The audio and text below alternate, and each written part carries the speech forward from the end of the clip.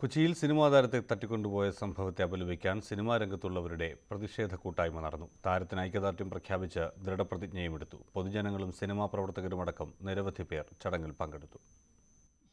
സഹപ്രവർത്തകയ്ക്കുണ്ടായ വിഷമത്തിൽ ഐക്യദാർഢ്യം പ്രഖ്യാപിക്കാനാണ് സിനിമാ രംഗത്തെ വിവിധ മേഖലയിലുള്ളവർ ഒത്തുകൂടിയത്. ഇനി മറ്റൊരു സഹോദരിക്കും ഇത്തരം പ്രശ്നങ്ങൾ ഉണ്ടാകരുതെന്ന് ഇന്നസെന്റ് പറഞ്ഞു.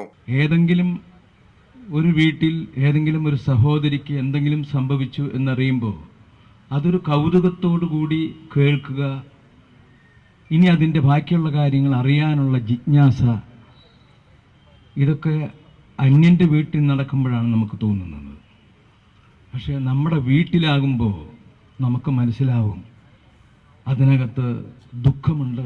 പുരുഷന് നൽകുന്ന ബഹുമാനം വീടിനകത്തും പുറത്തും തിരിച്ചു കിട്ടുവാൻ സ്ത്രീയും അർഹയാണെന്ന് മഞ്ജു വാര്യർ ഓർമ്മിപ്പിച്ചു.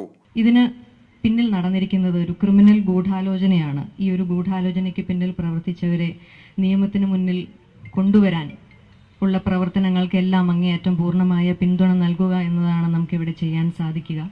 അത് മാത്രമല്ല, ഒരു സ്ത്രീക്ക് വീടിന് അകത്തും പുറത്തും അവൾ പുരുഷന് നൽകുന്ന ബഹുമാനം അതേ അളവിൽ തിരിച്ചു കിട്ടാനുള്ള അർഹത ഒരു സ്ത്രീക്കുണ്ട്. സ്ത്രീയെ കീഴ്പ്പെടുത്തുന്നവനല്ല, സംരക്ഷിക്കുന്നവനാണ് പുരുഷൻ എന്ന് മമ്മൂട്ടി ഓർമ്മിപ്പിച്ചു. നമ്മുടെ മാതാക്കൾ, നമ്മുടെ അമ്മമാർ ഇതുപോലെയുള്ള മനുഷ്യരൂപം പൂണ്ട പിശാചുക്കളെ പ്രസവിക്കാതെ അമ്മപെങ്ങന്മാരെ സംരക്ഷിക്കുന്ന